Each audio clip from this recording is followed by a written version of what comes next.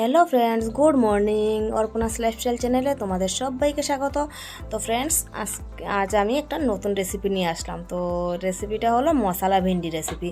তো আমি যেভাবে বানাচ্ছি, আশা করি তোমরা যদি এভাবে বানাও, যারা ভিন্ডি একদম পছন্দ করে না তারাও এক থালা ভাত খেয়ে নেবে একদম এক ভিন্ডি সবজি দিয়েই। তো তোমরা সবাই সাথে থাকো আর দেখতে থাকো আমি ভিন্ডিটাকে কিভাবে বানাচ্ছি। তো দেখো, আমি সবার প্রথমে কিছু ভিন্ডি নিয়ে নিলাম। তো ভিন্ডিটাকে আমি ভালো করে ধুয়ে একদম ফ্রেশ জল দিয়ে ধুয়ে এটাকে কিছুক্ষণ আমি পাখার নিচে রেখে দিলাম।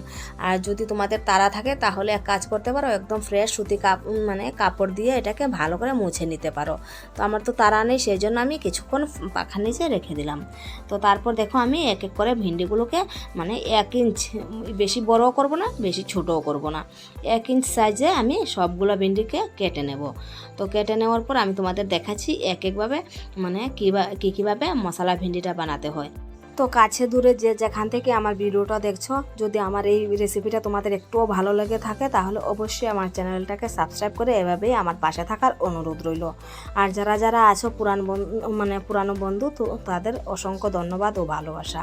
এভাবেই আমার পাশে থাকবেন। তো দেখো, এখন আমি ভিন্ডিগুলোকে এক এক করে সবগুলাকে কেটে নিচ্ছি।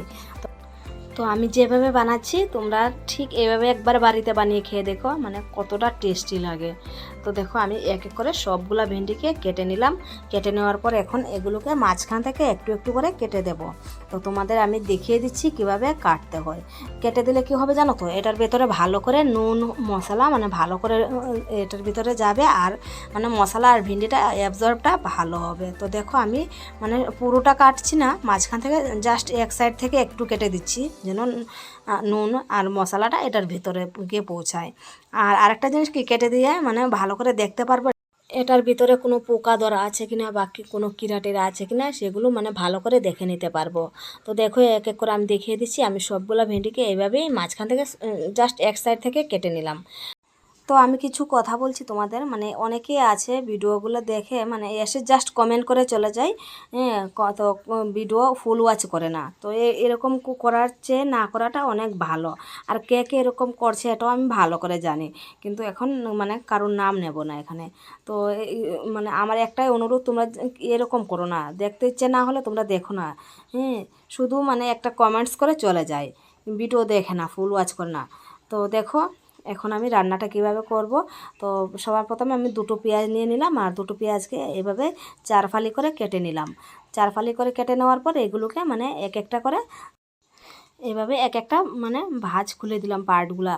তো খুলে দিয়ে এইভাবে দিলে কি হয় জানো তো, সবজিটা দেখতে খুব সুন্দর হয়।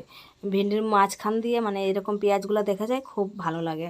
তো 2টো পেঁয়াজকে আমি এইভাবে কেটে ছাড়িয়ে নিলাম ভালো করে, আর একটা পেঁয়াজকে একটু কুচি করে নেব। সাথে নিলাম একটা টমেটো আর 2টো কাঁচা লঙ্কা। তো এখন এগুলোকেও কেটে নেব। কেটে নেওয়ার পর তোমাদের আমি দেখিয়ে দিচ্ছি। তো এখন দেখো, পেঁয়াজগুলোকে ভালো করে ছাড়িয়ে নিলাম। ছাড়িয়ে নেওয়ার পর এই টমেটোটাও ছোট ছোট পিস করে কেটে নিলাম। আর একটা পেঁয়াজ, গোটা পেঁয়াজ, এটাকেও ছোট ছোট পিস করে কেটে নিলাম ফোড়ন দেওয়ার জন্য। আর 2টো কাঁচা লঙ্কা নিয়েছিলাম, এটাও ছোট ছোট করে কেটে নিলাম। তো এখন আমি রান্নাটা করব। তো দেখো, রান্না করার জন্য সবার প্রথমে আমি গ্যাসের মধ্যে একটা কড়াই বসিয়ে দিলাম। তো কড়াইটা সামান্য একটু গরম হওয়ার পর দিয়ে দিলাম এতে সামান্য কিছুটা তেল। তো তেলটাও সামান্য পরিমাণে গরম হওয়ার পর এতে দিয়ে দেবো যে পেঁয়াজগুলো খোসা ছাড়িয়ে রেখে দিয়েছিলাম, সেগুলো একটু দিয়ে দেবো। তো এইগুলো বেশিক্ষণ নাই, 1 মিনিটের মতো একটু নাড়িয়ে চাড়িয়ে এগুলোকে নামিয়ে নেব। তো নামিয়ে নেওয়ার পর যে তেলটা কড়াইতে থেকে যাবে, এটার মধ্যেই দিয়ে দেবো ভিন্ডিগুলা। তো ভিন্ডিগুলো দিয়ে তারপর ভিন্ডিগুলোকে এতে একটু বেশিক্ষণ না, সামান্য একটু ফ্রাই করে নেব। ফ্রাই করে নিলে কি হয় জানো তো, ভিন্ডিগুলোর কালারটা চেঞ্জ হয় না, যেরকম আছে গ্রিন ঠিক সেরকমই থাকবে। তো দেখো, এখন আমি পেঁয়াজগুলোকে নামিয়ে নিলাম। নামিয়ে নেওয়ার পর এখন ভিন্ডিগুলোকে দিয়ে দিলাম। দিয়ে দেওয়ার পর একটু ঢাকা দিয়ে একটু সামান্য নেড়ে চেড়ে তারপর এখন এতে দিয়ে দেবো সামান্য পরিমাণ নুন আর সামান্য 1 চিমটি হলুদ গুঁড়া। তো এটাকেও দিয়ে ভালো করে একটু সময় নেড়ে ফ্রাই করে নেব।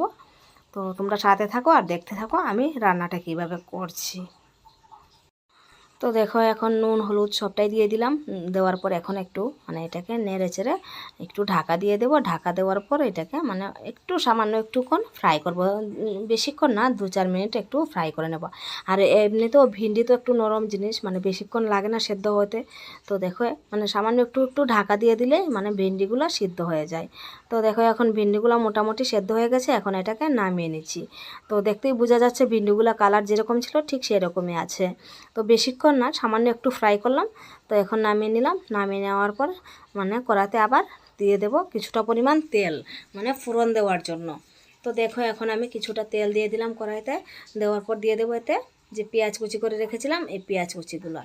তো পেঁয়াজ কুচিগুলো দিয়ে সামান্য একটু মানে নেড়ে চেড়ে পেঁয়াজ কুচিগুলোকেও একটু হালকা ব্রাউন কালার হওয়া পর্যন্ত এটাকে নাড়বো। নাড়াচাড়া করার পরে এতে দিয়ে দেবো যে কাঁচা লঙ্কা দুটো কেটে রেখেছিলাম এইগুলাকে। তো এইগুলোকেও একটু নেড়ে চেড়ে হালকা ফ্রাই করে নেব। তো যখন দেখবো একটু কালারটা চেঞ্জ হয়ে আসছে, তো এতে দিয়ে দেবো মানে 1 চামচ আদা আর রসুনের পেস্ট। তো দেখো আমি এটাকে আগে দেখাইনি তোমাদের, মানে ভুলে গেছিলাম। তো 1 চামচ মানে আদা রসুনের পেস্ট দিলাম। তো পেস্টটা দেওয়ার পর দিয়ে দিলাম এখন যে টমেটোটা কেটে রেখেছিলাম টমেটোটা। তো টমেটোটা একটু সামান্য একটু সেদ্ধ হওয়ার পর দিয়ে দেবো এতে শুকনো গুঁড়ো মশলা। তো শুকনো গুঁড়ো মশলার মধ্যে দিলাম লাল লঙ্কার গুঁড়ো, জিরে গুঁড়ো, ধনে গুঁড়ো আর হলদি গুঁড়ো। তো এগুলোকে দিয়ে সামান্য একটু জল দিয়ে দেব। জল দিয়ে এখন মশলাটাকে ভালো করে কষিয়ে নেব। তো কষিয়ে নিলে কী হবে জানো তো, মানে মশলার যে আলাদা কাঁচা কাঁচা গন্ধ এটা চলে যাবে। তো দেখো এখন এতে দিয়ে দিলাম মানে পরিমাণ মতো নুন। তো প্রথমে আমি ভিন্ডিটা মানে যখন ফ্রাই করেছিলাম তখন এতে কিছুটা নুন দিয়েছিলাম, সেজন্য এখন অল্প পরিমাণে নুন দিলাম। কেননা মানে বেশি দিলে একদম তেতো হয়ে যাবে, সেজন্য মানে পরিমাণ মতো নুন দিলাম। নুন দেওয়ার পর দেখো এতে 2 চামচ দই দিয়ে দিলাম। তো দইটা দেওয়ার পর এখন মানে মশলাটাকে ভালো করে কষিয়ে নেব। তো কষিয়ে নেওয়ার পর এখন দেখো যে ভিন্ডি আর পেঁয়াজগুলো ফ্রাই করে রেখেছিলাম সেগুলো দিয়ে দিলাম। তো এগুলো দেওয়ার পর এখন ভালো করে মশলার সাথে এটাকে মিক্সড করে নেব। মিক্সড করে এটাকে একটু ঢাকা দিয়ে দিয়ে একটু পরপর মানে একটু নেড়ে চেড়ে উল্টে পাল্টে দেবো। তো ভিন্ডি তো এমনিতেও নরম, ঝটপট হয়ে যায়। মশলা ভিন্ডিটা রান্না করতে মানে বেশিক্ষণ সময়ের প্রয়োজন হয় না। তো দেখো এখন আমার সামান্য একটু চিনি দিয়ে দিলাম আর দেবো একটু গরম মশলা। তো একদম আমার মশলা ভিন্ডিটা রেডি হয়ে গেছে। নামানোর পর তোমাদের দেখিয়ে দিচ্ছি মানে দেখতে কীরকম হয়েছে। তো আজকের ভিডিওটা তোমাদের কীরকম লাগলো, যদি ভালো লাগে তো অবশ্যই আমার চ্যানেলটাকে সাবস্ক্রাইব করে আমার পাশে থাকার অনুরোধ রইল। তো দেখা হবে নতুন দিনে নতুন কোনো ভিডিওর সাথে। তো তখন তোমরা সবাই ভালো থেকো, সুস্থ থাকো। তো দেখো এখন নামিয়ে নিলাম। নামিয়ে নেওয়ার পর দেখো এখন মশলা ভিন্ডিটা দেখতে কীরকম হয়েছে। তো অবশ্যই সবাই একটু কমেন্টস করে জানাবে মানে আমার এই রেসিপিটা তোমাদের কীরকম লাগলো। তো বা এটা